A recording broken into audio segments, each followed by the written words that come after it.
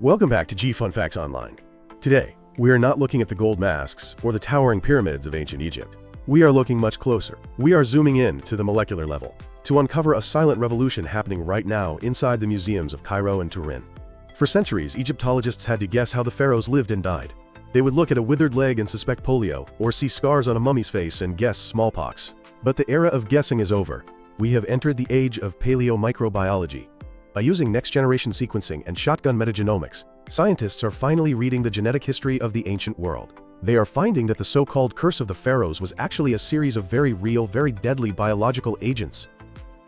To understand how significant this is, we first have to talk about the science of resurrection, because getting DNA out of a mummy is incredibly difficult. Ancient DNA is not like the pristine DNA you get from a living blood test. It is fragmented and chemically damaged. When a person dies, the enzymes inside their cells, called nucleases, start chopping up the genome into tiny ribbons.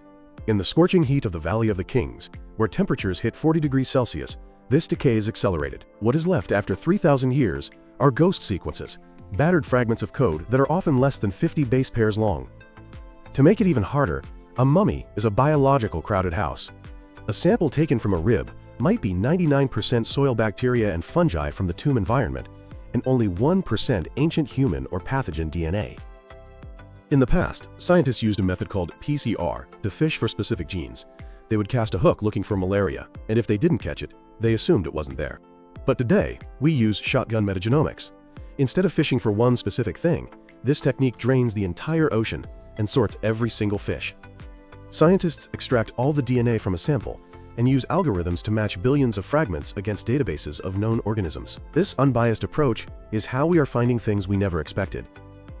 This brings us to a massive discovery revealed in December 2024.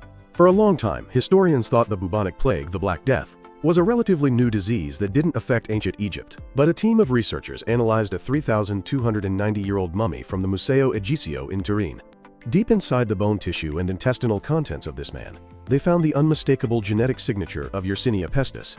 This was not just a trace amount. The abundance of the DNA suggested the bacteria had flooded his bloodstream. This man died of septicemic plague. This is currently the oldest confirmed case of the plague outside of Eurasia, and it completely rewrites the history of epidemiology.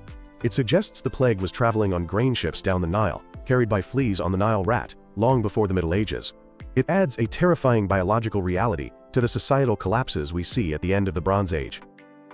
But the sequencing revolution hasn't just found new plagues. It has solved the oldest cold cases of the most famous kings.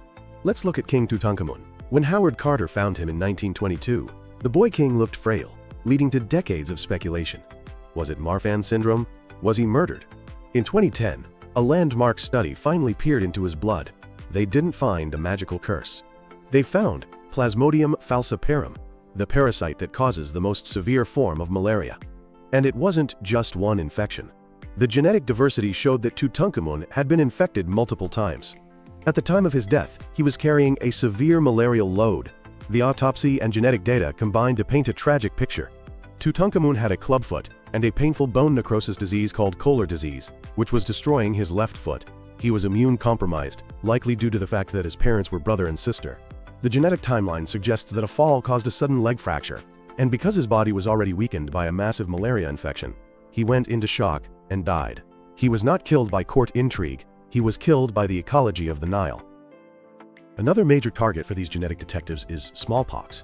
The mummy of Ramses V, who died around 1157 BCE, has been the textbook case for ancient smallpox because his face and chest are covered in pustular lesions. However, this highlights the limits of our current technology. While electron microscopy shows virus-like particles, obtaining a definitive DNA sequence of the variola virus from Ramses V has been incredibly difficult. Pox viruses are durable, but their DNA degrades. Some geneticists now wonder if the ancient Egyptian smallpox was an ancestral strain different from the modern version we eradicated. This skepticism is healthy because mistakes happen. In 2018, a 16th century Italian mummy that looked like it had smallpox was sequenced and turned out to have hepatitis B, which can cause a similar rash. So while Ramses V likely had smallpox, the genetic verdict is still out. While kings worried about plague and pox, the common people of Egypt were being ground down by a different killer. Schistosomiasis. This is a parasitic worm that lives in fresh water. When farmers waded into irrigation canals or fishermen cast their nets, the larvae would burrow through their skin and lay thousands of eggs in their organs. Recent studies have sequenced schistosomiasis DNA directly from the livers and kidneys of mummies. We now have molecular proof that this was endemic. The very irrigation systems that made Egypt the breadbasket of the ancient world also turned it into a breeding ground for the snails that carry this parasite. It caused anemia, lethargy, and poor growth, effectively serving as a disease of the state's success. But genetics doesn't just diagnose disease, it solves murders. The Harem Conspiracy Papyrus tells the story of a plot to kill Ramses III so that a minor wife could put her son Pentawere on the throne. For years, we didn't know if the plot worked.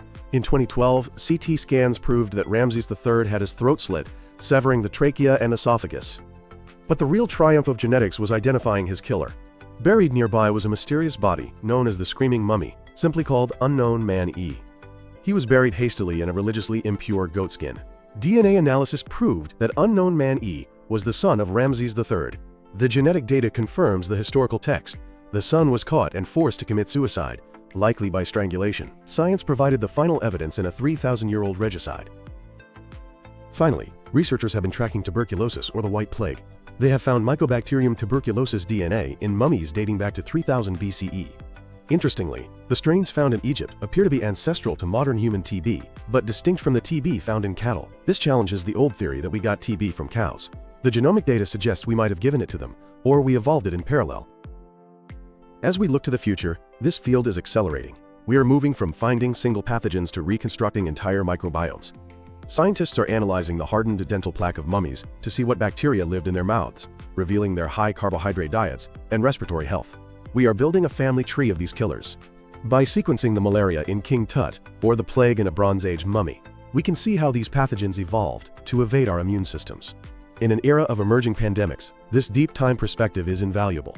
The mummies of Egypt have become biological archives, warning us about the future by revealing the microscopic monsters of the past. The pharaohs wanted eternal life. In a strange scientific way, they finally achieved it. Their genes are speaking to us again,